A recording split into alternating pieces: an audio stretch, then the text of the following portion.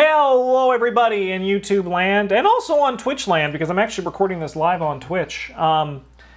I've seen a lot of requests for us to do a tier list for scenarios for Arkham Horror the card game, because we've done it for investigators, we're currently doing it for all the player cards, but we have not done it yet for scenarios.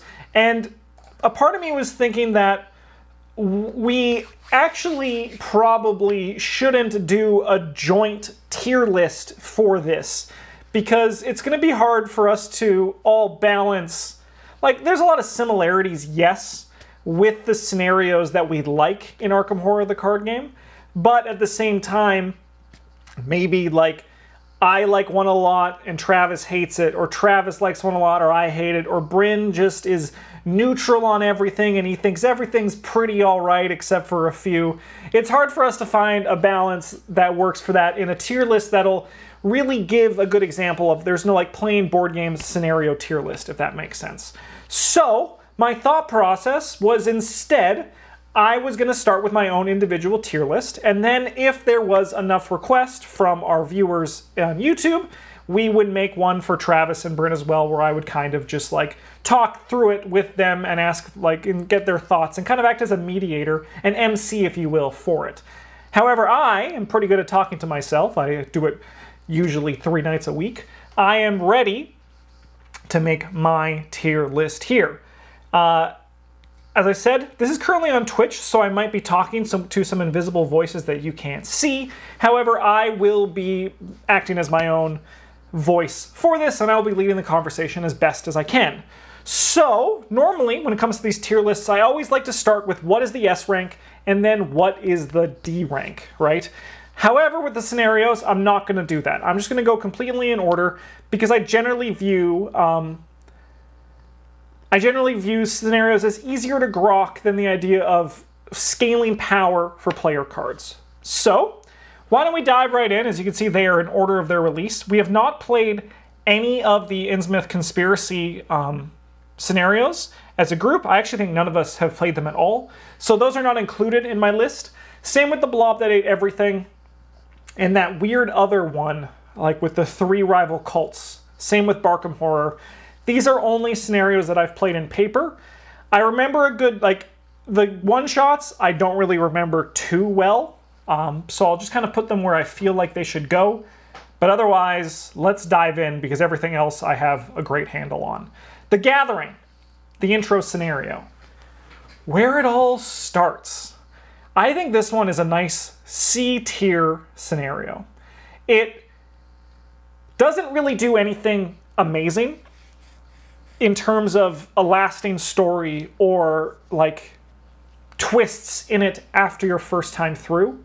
However, what The Gathering does very well to introduce you to the concepts of the game. For example, there is the room where they teach you to get clues, then they teach you about moving, and then they teach you about enemies. It's kind of like a perfect storm of a tutorial in a video game. It's a very successful scenario for that reason. Midnight Masks is, to me, an A+ scenario. I think this scenario is super sick, super fun, and super replayable because it changes every time. Another thing that the Midnight Masks has that makes it really good is the fact that it constantly throws curveballs at you, so it's constantly teaching you about decision making. A lot of scenarios in Arkham Horror, while it asks you to make decisions, it doesn't ask you to make decisions as time sensitive and important and quick to react to like the Midnight Masks does. The Midnight Masks probably has the hardest timer in the game, and that's what makes it really exciting, and also why it's kind of like a great testing ground for your new decks, because it's all about beating your last score in this game. We have still never gotten all 6 cultists, I believe, the 3 of us, and the dream is to get all 6 cultists. Oh, by the way, there's going to be spoilers in this video, so if you have not played all the scenarios and you want to avoid spoilers, I advise getting the heck out of here. The Devourer Below, I think this one's pretty chunky, and it's probably a low C tier, maybe D tier for me. I'm going to put it at low C to start. I just think it's the difficulty scaling is way too high for the core set, and I think it also will put a poor taste in a lot of people's mouths, and I don't think it actually particularly succeeds in anything, except for maybe the story point of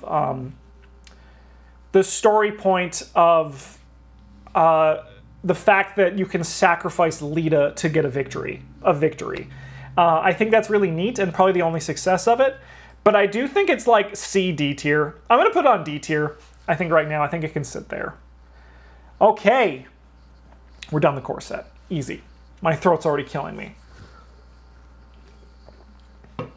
Extracurricular Activity. C tier. I think it's just a C tier. I don't think there's anything particularly exciting about Extracurricular Activity. Like, the big hook of Extracurricular Activity is the fact that you can play it second or first. Walking around Miskatonic's pretty neat. The introduction to the Yogg-Sothoth mechanic, where there's the arcane barriers that destroy your deck, the cards that the encounter card that destroys your deck, and then like the Beyond the Veil, where you can just take that much damage, and you see that number on your on the card, and you think, oh my god, this is it for me, I am done. Yeah, but I think beyond that is just kind of silly. It's just kind of, there's nothing really like there to it that makes it exciting. The experiment is also not necessarily a fantastic final boss. It doesn't really make sense. And as DKL in chat saying, saving the students or not, the main weakness for Extracurricular is that defeating the experiment somehow doesn't save the students. Yeah, that's also a bit strange to me. The house although always wins, I like this scenario a lot. It's probably a high B tier, low A tier for me. It's very hard. If you do it second, it's very hard. If you do it first, it's doable, but there's still a very nice pace for it, and the flavor of it is really good. However, it has the Dunwich Legacy problem. Sorry, the Dunwich Legacy problem, where sometimes you just won't have anything to do, because this one has like more flavor than function, which they've really gotten better at designing around. But the Dunwich Legacy it fell victim to that quite a bit. I think I'm gonna put it in a B tier. I think B is a good place for it. Miskatonic Museum. Wet fart noise. I like it more than Devourer Below. I'd gladly play Miskatonic Museum over the Devourer Below, but I just don't think it's that great of a scenario. It's just kind of there, and it's not particularly exciting. And every time we have to start the Miskatonic Museum, I'm kind of like, oh no, I have to play this scenario? That sucks. I thought the Dunwich Legacy problem was that it had low priority reprints and no one can get a hold of it. That's just the Arkham Horror the card game problem. That's just the game. That's the game within the game. Essex Country Express, good scenario. I think it's a B tier. It's fun. A little bit busted in some ways. Sometimes you could just end up losing, and that's not particularly fun, just by the very nature of what can happen to you. You can just sometimes just get borked. The amount of urgency the scenario gives you, though, is really cool. I think the Essex County Express is a huge win in that regard. Like, that's super sweet. You love to see that. Like, I think it's also such a, your first time through, if you play the game in order, or as they were released like we did. The Essex County Express was like a marvel. I think Carnival came before it? Probably not, though. But Carnival also had a very similar kind of feeling where, like, the game has changed. Which now at this point you don't really respect when you've played the game so much like we have. When the game changes, you're like, oh, this is cool, I guess. But, like, Essex County Express was, like, different and exciting and cool. Blood on the Altar. I love this scenario. I don't think it's an S tier, but I think it's a high A+ for me. I love the feeling of Dunwich Village. It really is stressful. I love the mechanic of finding the key and the secret chamber. I think that's such a flavorful feeling. And it actually, let me think. I think the only other scenario that kind of gives this feeling is the Unspeakable Oath. Nothing else really gives you this vibe of exploring an area. Like, 1,000 Shapes of Horror tries to, but I don't think it succeeds to. But Blood on the Altar really feels like you're exploring an area and trying to find the pieces of the puzzle because something strange is happening. Big shout out to Earl Sawyer. Always gets sacrificed.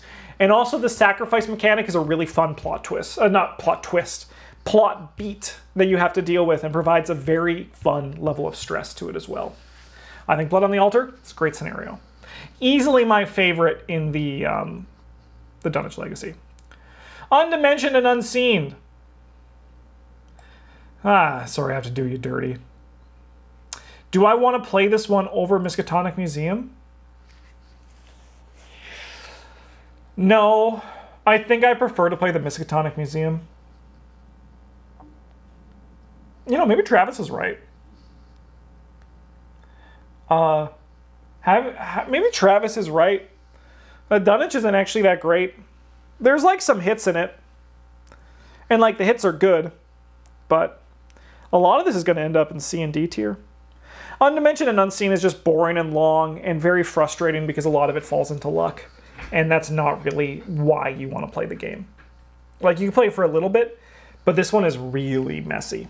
Undimensioned and Unseen is just a slog. 2 hours for 3 players is a long time to play one scenario. Yeah, I think it's there. I'd play it over the Devourer Below. Actually, I'd probably play the Devourer Below over. If I had to choose one scenario to play, the Devourer would probably be above Undimensioned and Unseen. Where Doom Awaits. I don't think this scenario is a D tier, but I think it's still a C tier. There's not much more to say about it. I'll play it over the Gathering. I'll play it over the Gathering. Because there's actually like things that can happen in this scenario. But overall, it's just very plain and very dull. And it's just like the Mythos deck is so huge, so it's like very... There's no consistency, like you don't know what to expect, which is not like... But it's not like in a good way. It's like, oh, we drew the easy part of the deck. We're done. Like we've beaten it. Or we've drawn all of the Abomination enemies, and now we're going to die. Oh, baby, it's almost Carcosa time. Ooh, baby. Lost in Time and Space. I like this one. I don't like it as much as Travis. But I do think Lost in Time and Space is really good. It's very fun. It feels very alien, and I think it really succeeds on the idea of being different, where your locations are in the Mythos deck, and like time and space are literally changing all around you. Also, having the first big fight against an Ancient One was really cool. A named famous Ancient One, not Udmordoth, who is... I still dig Udmordoth. You know, he's cool. I like his flavor. But it's no Yog-Sothoth, I'll tell you that much. Yeah, I think it's just an A tier. Nice and good. Not as much as... I like Blood on the Altar more if I had to choose which one to play. I played Midnight Mask over Lost in Time and Space. All this is checking out. Okay. Carcosa time. Carcosa is still currently my favorite campaign, and get ready for high ratings for a good chunk of these. Get ready for high ratings. Curtain Call. I think Curtain Call is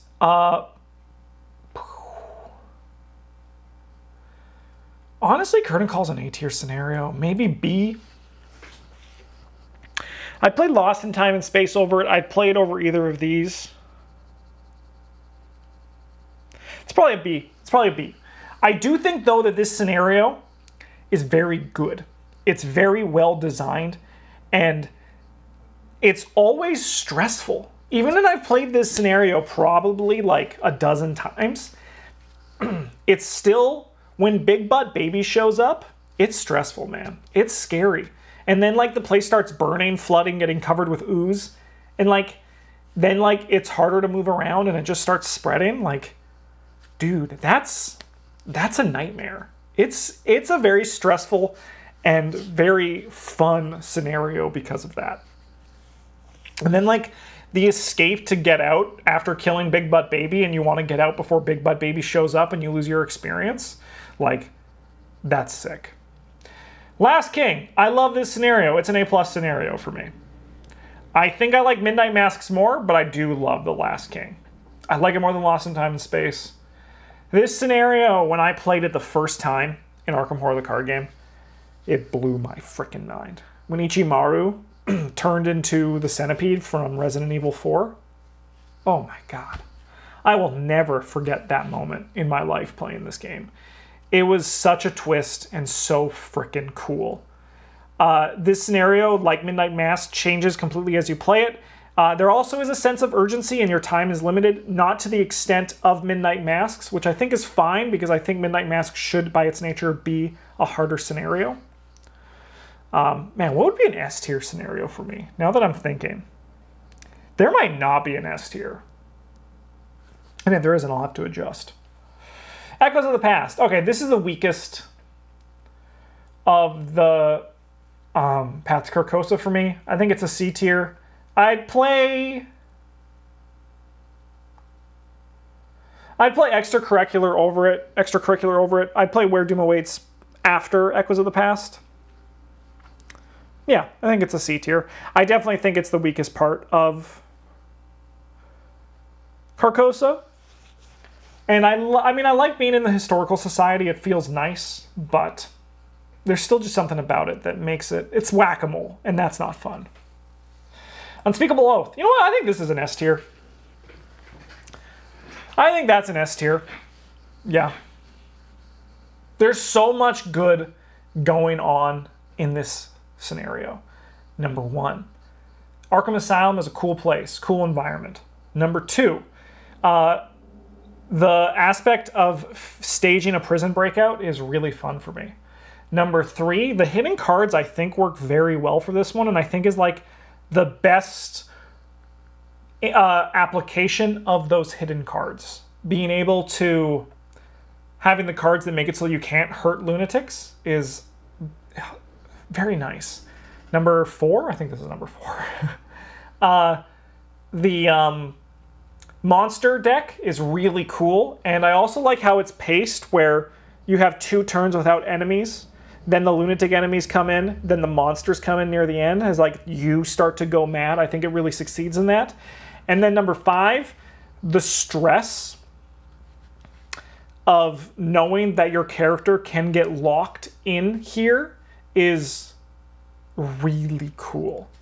Poor Bryn, let's pour one out for him because he always loses someone in here. But I think that's like, it's such an interesting choke point in the campaign where you can be like, all right, it's go time, and this could be the end of me, right? I think that's really cool. Yeah, I think it's a S tier for me. I think it's a great scenario. Fandom of Truth. I like this one more than other people. It's a personal favorite of mine, but I think overall it's an A tier, and I think I'd play Lost in Time and Space before Fandom of Truth. The reasons I like this one is I love the short story it's based on. When we played it the first time and I realized it was inspired by, I think it's called In the Court of the Dragon. I was like, you son of a bitch, I'm in, Travis, you got me. I like the aspect where the scenario plays differently depending on doubt or conviction, and like it actually feels differently as well. I respect Chain Dreamer with the Byakis being a burden, but I do think when we play 3 players, I think it works really well in that one because like it really just feels like you can handle the problems that show up. And I think it's just one of the best designed scenarios in the game, but I don't think it's an A+ tier. I think it's just an A tier. My personal bias, like I would put it as like an A+ tier, but I think looking realistically, if I had to like really look inward, it's an A for me. Palette Mask. This is the Catacombs. Great scenario. I think it's an A tier. I can't think of any aspect I don't like about this scenario. It always is stressful. It always plays differently. Man, like the Path to Carcosa is such a win for a campaign. The amount of replayability and difference that all of these bring, except like the Unspeakable Oath has it, but like that the amount of... Oh, you know what? I think I actually even like it more than Lost in Time and Space. It's stressful when you get the the guy who's holding the skull, I think the docent is his name. And then you're like, we got to deal with this guy before he turns into this abomination you can see right here. I think that's really cool. The stress it brings and the tension is really good there. Black Star's Rise. I think this one's also pretty weak. I think it's worse than Curtain Call. Weak in terms of the other one. It's still a B tier. Like, it's still a fine scenario. But I do think that it just... I never feel like I'm playing Black Star's Rise. I feel like the scenario is playing me, which is really stopping it from being great. It's like, fine, you know? It's just there.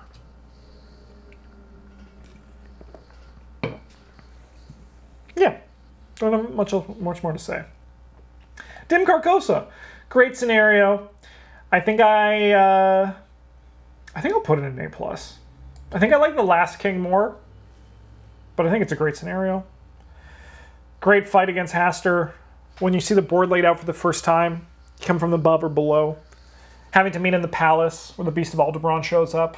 I think just it's like, it doesn't stop and it hits the whole time. And it's also like very fairly difficult. And the fact that there's 3 different Hasters you can fight, I think that's really cool. Yeah.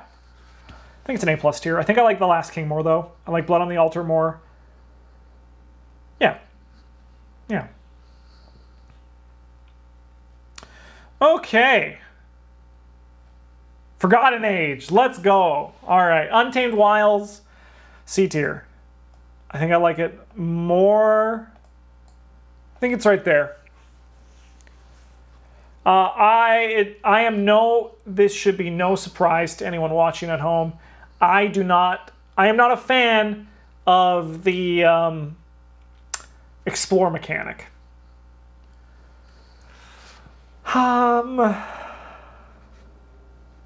What do I like about the Untamed Wilds?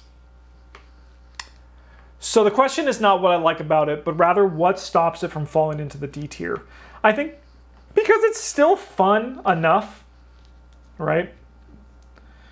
Like, there is something really enjoyable working as a team and exploring the jungle. Exploring the jungle together and like finding the paths. I love the locations in the game too. I like the balance of not wanting to kill the snakes. I think that's really fun. But I think overall it's just a C tier. I think Doom of Etzli is also worse than it. I'd rather play the Untamed Wilds over the Doom of Etzli.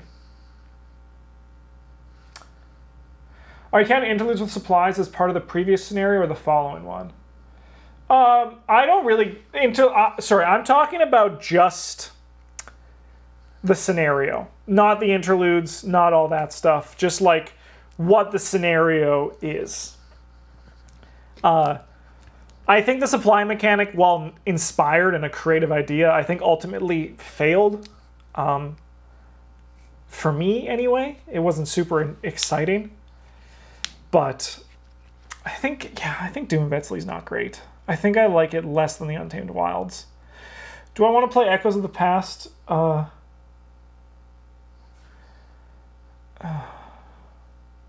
Yeah, actually, on the point, I should say, for DKL here, asking about the interludes with supplies as part of the scenario or the following one. And then the medicine to get rid of poison, blankets for trauma is rough. Yeah, the supplies thing is really rough, and like going in blind the first time can be really surprising. Now to the point where like we just always choose the same supplies because there is correct choice and incorrect choices, in my opinion. I think the reason why I like Doom of Etzli less than the Untamed Wilds is, I'll even go here, is that stupid snake shows up, the Harbinger of Elusia. Not spicy. Not spicy. Threads of Fate, here we go. I think this is an A+. Do I like it more than Carcosa? I think I like it more than Carcosa. I really like Threads of Fate. It gives me heavy Midnight Mask vibes. And anytime you're exploring Arkham, you know what? We're going to drop this down here. I think this is looking nicer. I really like Threads of Fate. I think it's probably my favorite from the Forgotten Age. And, like, the Return to is even better. The Return to... Like, the setup time is really bad for Threads of Fate, but I'm not taking that into account here. I'm not... I mean, I do set up... Travis mostly sets up our first time through, but setup is part of board gaming. Setup and takedown is part of board gaming. It's not part of my... Like, if I wanted to critique... Like, if I had to look at a game and judge it on setup, I would never play Gloomhaven in my life, right? But part of Gloomhaven is setting it up and taking it down. You just got to accept that. And if you just figure out the best way to set up and take things down, it becomes a lot easier. Compartmentalize your items, put them all together, get rid of your inserts, your inlays. That's my advice to everyone today. That's a rant that's unrelated to this video. I should stop talking about it. Threads of Fate, I think, is just really good. I think I like it more than Carcosa, Dim Carcosa. I think I do. Don't like it more than The Last King. The flavor of The Last King beats Threads of Fate. I love exploring Arkham. Blood on the Altar, still. You know, Blood on the Altar might get into the S tier for me. Adjusting this a bit. Yeah. Boundary Beyond. Oh, Wet Fart. Wet Fart.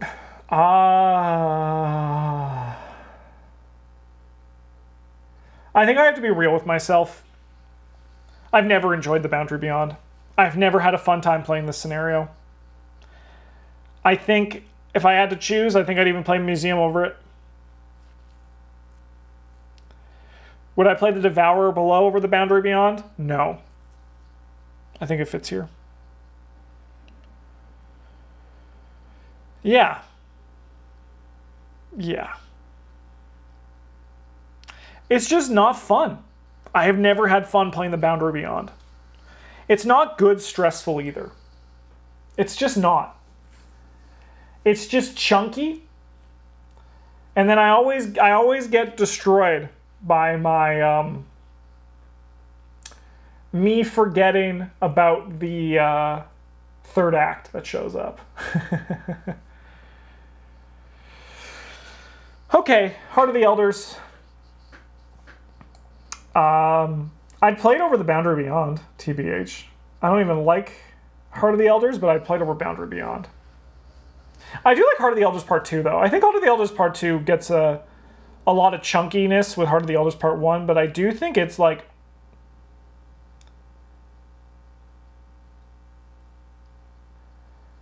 See, the problem with the Heart of the Elders is that it feels like two half scenarios. Oh, sorry, this one feels like a billion scenarios packed together. This one feels like half a scenario, but I do think it's good. I think I like it more than Extracurricular Activity if I had to play. If I had to choose which one to play, I think I'd play Heart of the Elders Part 2 over Extracurricular Activity. City of Archives. I think I've softened on this one a bit. I think it's a B tier. Maybe A tier? Ah, this is tough. So... a lot of people have issues with City of Archives because it ruins your deck. Yeah, you get rid of your investigator, you're building your deck around your investigator. I generally build skill card-based investigators. So when I get to the City of Archives, I look at my hand and go, let's go, right? Like I'm said, I've never had an issue with the City of Archives. Knock on wood, I'm going to have an issue with our new draft through the Forgotten Age, which has been absolutely hell so far. But I've always had success in the City of Archives to the point where usually with Travis and Bryn, I'm the one who is the only one who finishes because my decks are just naturally built to deal with it. But I do think I respect it. I'm going to put it as a top of the B tier. I think it's good and very fun and flavorful, but I don't think it's on this level. If I had to be serious and look into myself. Just because it's always worked for my playstyle doesn't mean I should assume it works for every playstyle. Depth of Yoth. I love this scenario. I think it's an A+ scenario. I think it's better than Dim Carcosa. Do I? No. I think it's an A tier. I think I like Pallid Mask more as well. I think I like it more than Lost in Time and Space. This one's really cool. The Depths of Yoth is super sick. I love the fact that the serpents chase you. I love the fact that Yig is pissed and he shows up and he's a big-ass, beefy lizard. He's like basically baby Godzilla. That's super sick. Yeah, I think it's fun. It was also interesting because Yig, if you've played Arkham Horror 2nd Edition, Yig is like the tutorial. You play against him first. He's the easiest one to beat. Eldritch Horror, not so much. He's actually really tough in Eldritch Horror. But it makes sense that he is the penultimate villain in the scenario. I do wish he was the final villain because I'm about to get to Shattered Aeons, but I think Depths of Yoth is really nice. Shattered Aeons, I think, is just a B tier. I think I'm putting it here. It's just very messy. It doesn't feel like a final scenario to me in the fact that, in the way that Dim Carcosa and Lost in Time and Space does. There's just a lot going on. It's really chunky, and I feel like it's not, like, sanded around the edges, if that makes sense. It's not as exciting as the other ones. Like, it's still a good scenario. It's a B tier scenario. Like, I think it's still fine. But it's lacking that little oomph that makes it, like, super spicy. Okay. Here's where this comes in. Everybody, I have bad news. I do not like the Circle Undone. So if you like the Circle Undone, I suggest you get out of here. Disappearance at Twilight Estate, D tier, bottom of the list. I put it on here just because it's a scenario, but I don't really count it as a scenario. This really could also not be here, but I don't think it's great. The Witching Hour. I think this is a C tier scenario. Do I like it more than Heart of the Elders Part 2? No. Do I like it more than Extracurricular? No. Echoes of the Past? No. Untamed Wilds? I'll play Untamed Wilds before I play The Witching Hour. I'll play this above that. Doom of Etzli? I'll play The Witching Hour before I play the Doom of Etzli. Why do I not like The Witching Hour? Good question. Do I have an answer for you? No. I don't. I don't have an answer for why I don't like The Witching Hour. I just don't think it's fun. And I think that's honestly actually the problem with The Circle Undone for me. The theme is cool, but I just don't think the scenarios are that fun. I would rather play the Forgotten Age before I play the Circle Undone. Anytime. Anytime. Would I play Dunwich over the Circle Undone? Yeah. But like with these ratings, I don't know if I should. I don't know if I should. At Death's Doorstep, I think it's on the same level as this one. I'd probably play The Witching Hour before At Death's Doorstep. I just don't think it's fun. The Spectral Watcher, or whatever his name is, he's neat. Cool concept. Don't think it's fun. Don't have fun playing it. I don't really feel the mood of it or the theme of it because I just don't have fun playing that. Like, this could change. All of this changes, right? Like, I mean, actually, no, the top of mine is pretty consistent, but I just don't like At Death's Doorstep. Secret Name, love this scenario. I think it's probably here. It's probably an A tier. I like Secret Name. This is my favorite part of the Circle Undone. The design on this one is incredible, where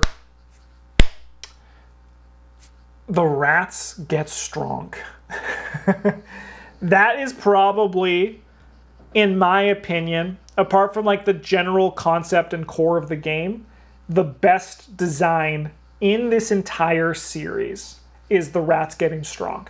Now you might be thinking, but Justin, how is that so exciting? The rats just get strong. Because it is. It is. It's a clever use of an enemy that's here just to be a small hurdle. The rats exist to steal one action. That is the whole point of the rats, right? Sometimes you can take advantage of this, Zoe Samaras, or you can use it to, when you defeat an enemy, you get a bonus, right? So the rats are there to steal an action, but then also reward certain players for defeating them, right? Like, that's the rat. This takes that function of that card and turns it into an actual threat. Not in the sense that they'll kill you, but now they take so much more resources, and these little tricks that you had to defeat the rats don't work. This one also feels like a movie, this scenario. It has a through line that's really cool, where it kind of just works itself. It has a pace all on its own, and it actually feels disconnected from the Circle Undone, which is not a problem, because like you explore the house, then you explore the world, the cosmic world, and all that, and it's really cool. It's like a fixed Miskatonic museum in that sense as well, in the style of it, when you're going to be spawning locations to go visit. Secret Name's really good. I don't think it's as good as Dim Carcosa, though. The Wages of Sin. This is the one with the dumb ghosts. I think it's better than these ones. I think it's like a... I think I'd play the Untamed Wilds over the Wages of Sin. I think I'd even play Where Doom Awaits over Wages of Sin. This one frustrates me. It's a bit too random and fiddly for me. The flavor of this one is really good, but if I'm looking at just like the function of the scenario and what its goal is and what you're going to be doing as a player, I think it's there. I think it's a C tier. For the greater good. I like this one. I think this one's good. I think it's better than Shattered Aeons. I think it's better than Black Star's Rise too. It's not better than Curtain Call. This is the one where you go into the Silver Twilight Lodge. I think it's good. I think it's good.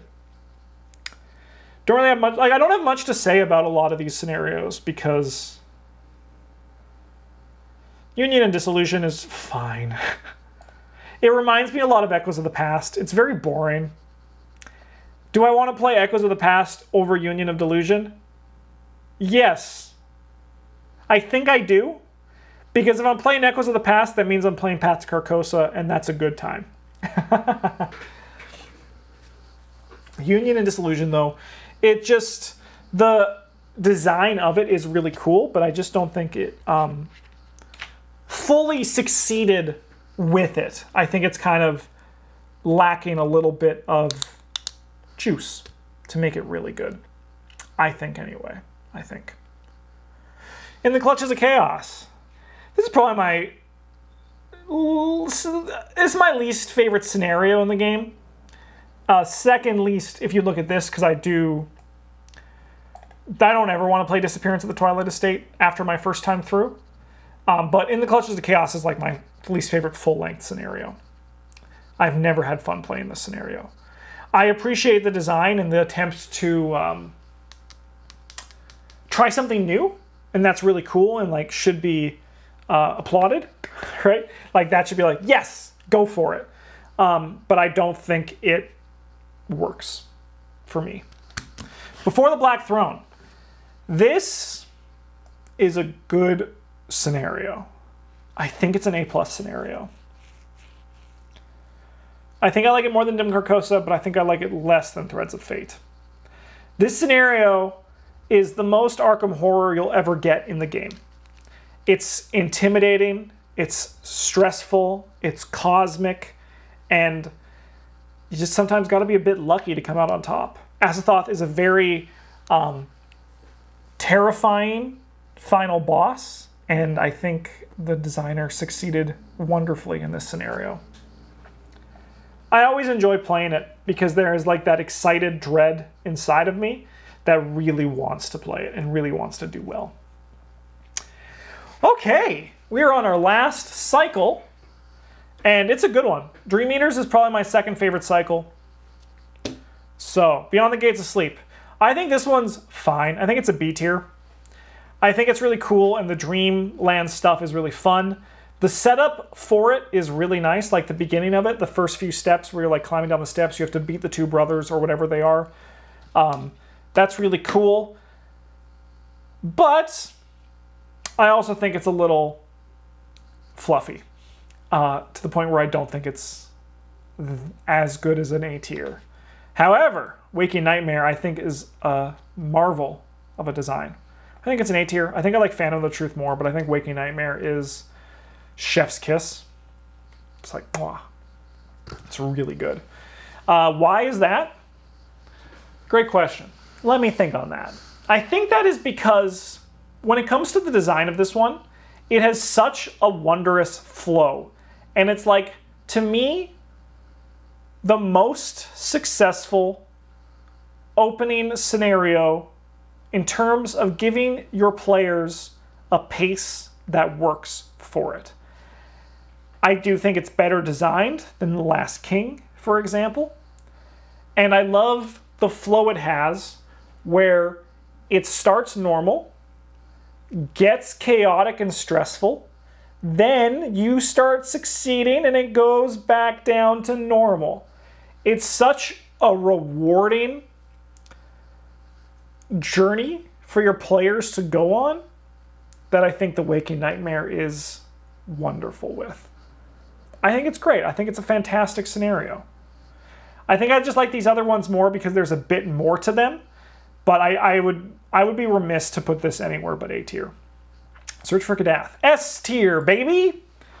These are easily my 3 favorite scenarios in the game, I think. Excuse me, what a burp. 3 favorite scenarios when I strip down like some other problems that they have.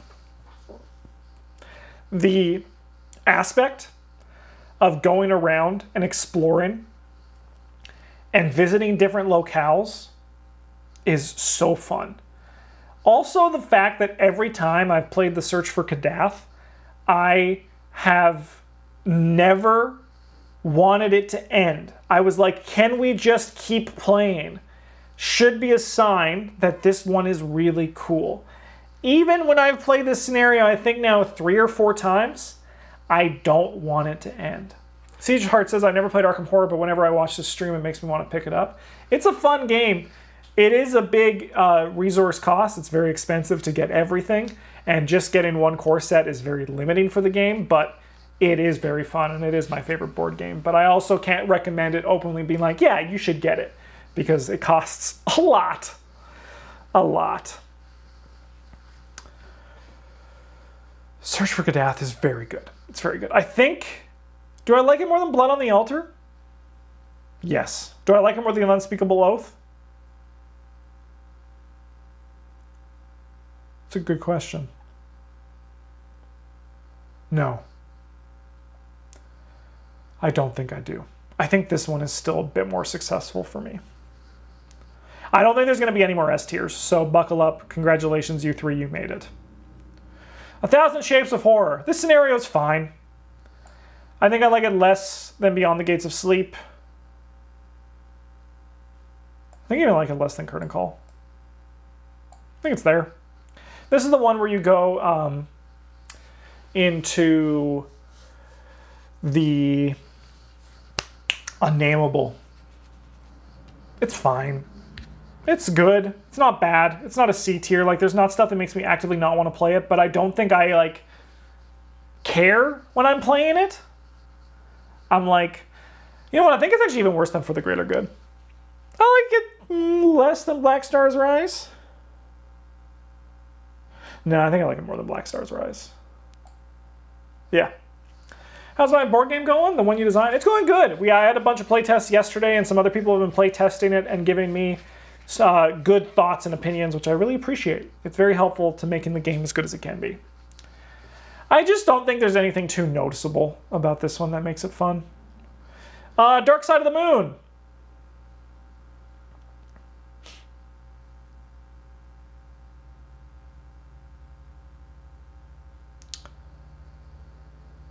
This is the one with the panic, or like the alert level, right? Is it planned for publishing? I do want to publish it. I don't know if I want to self-publish it or try to give it to, I want to pitch it to some publishers, but I do plan on publishing it. That's my hope. That would be my dream. Dark Side of the Moon.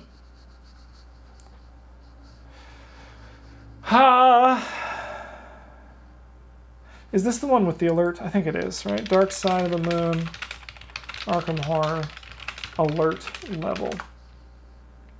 Yeah, alert level. It's fine. I think this one, the locale and the flavor, loses out against some of the mechanics of it. Like, I know Travis likes the going into the moon and coming out the other side. That is really neat. But our recent playthrough of this one, like, I just don't think I was having as much fun as I did in these other scenarios. I think that's where I'm putting it. Ghoul Gang, point and no return. I think I like it more than Dark Side of the Moon, but I still think it's just a B tier. Now, once again, B tier's not bad. B tier's like, this is a good scenario. I enjoy playing it, but it's not like my eyes roll back in my head in ecstasy when I play it, right? Like, that's what these ones all are. Like, these ones are, like, to me, real winners.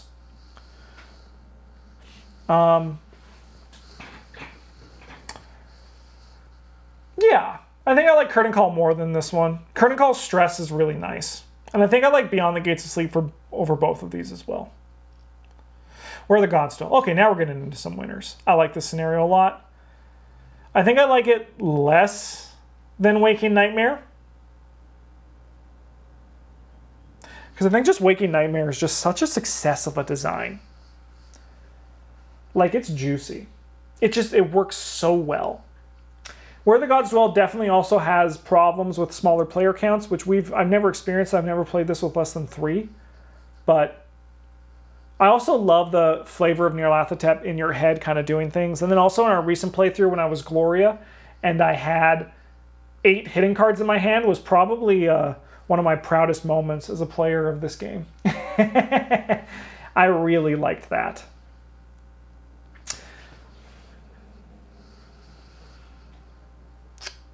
You should link this tier list. Going to save it to get into the game in the future. Oh yeah, I can definitely. I'll share this as well on our Discord once the video goes live. This is going to be a video on Wednesday as well on our YouTube channel. Yeah, Weaver of the Cosmos I like more than Where the Gods Dwell. I like it more than Waking Nightmare. I like it more than Phantom of Truth, more than Lost Time and Space, more than the Depths of Yoth, less than the Pallid Mask, less than the Secret Name, less than Dim Carcosa. Weaver of the Cosmos is a fantastic scenario. It's probably the best integrated boss fight.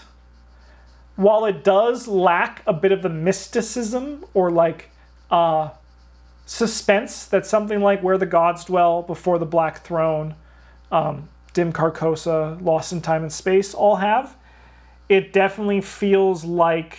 does our Discord thing not work? I'll post it when I'm done recording. It definitely feels like a very fun boss fight, right? So like if you want that chunky goodness, like the shoot 'em up, the pulpy Arkham Horror feeling, this scenario is great. If you want the doom and gloom feeling of Arkham Horror, Before the Black Throne's for you.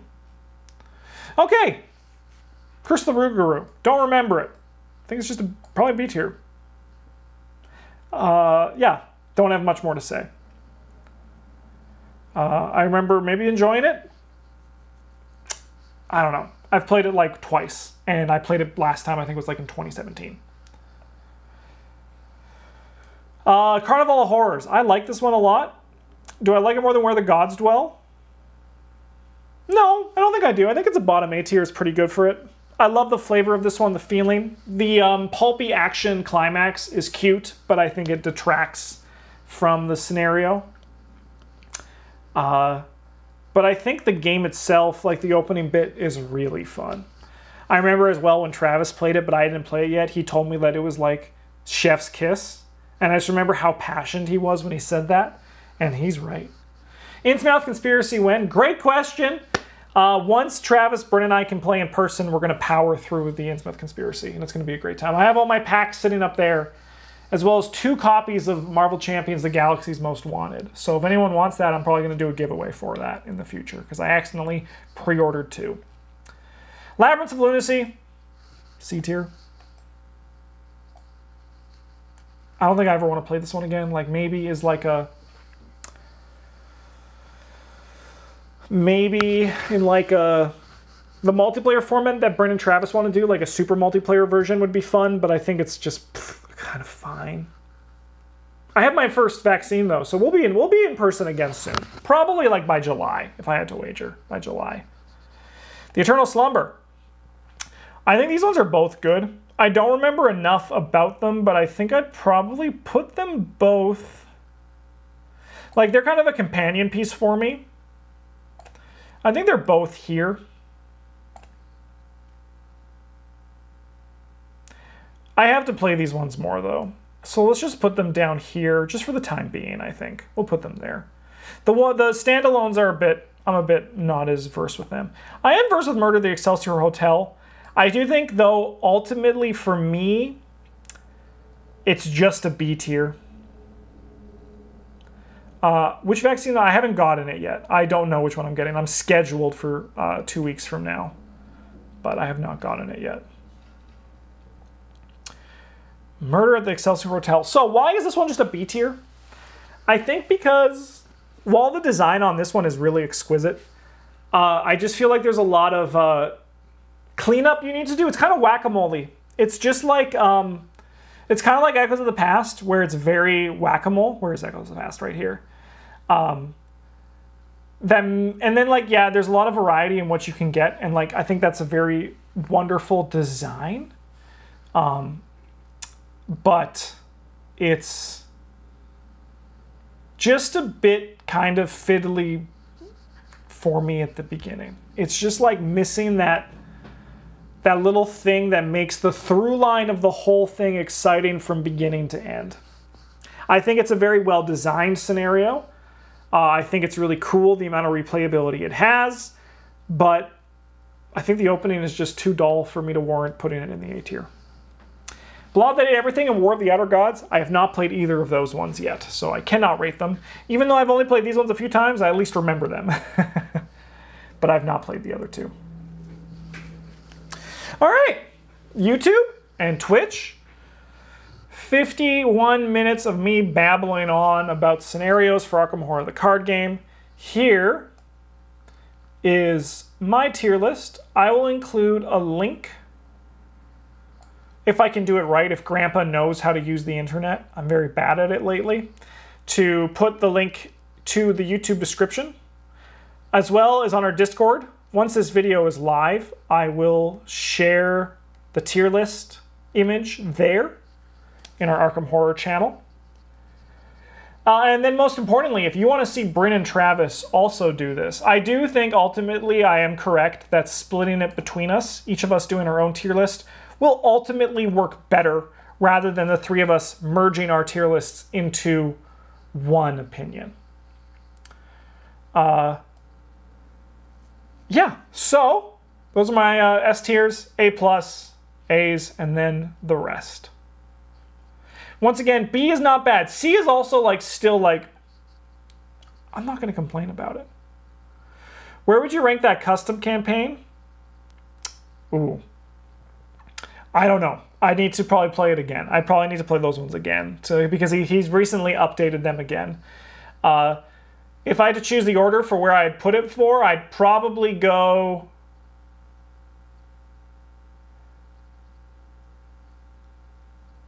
I'd probably put it on par with... kind of like with my... It would be like in like a rotated in my third spot, which flips between Forgotten Age and Dunwich for the ones I want to play the most. I'd play it before again. I'd play it before Circle Undone again, without question, Which I'm currently actually playing through the Circle Undone right now, but I just don't know why I don't like the Circle Undone, even though like these two are both really good scenarios. Sick.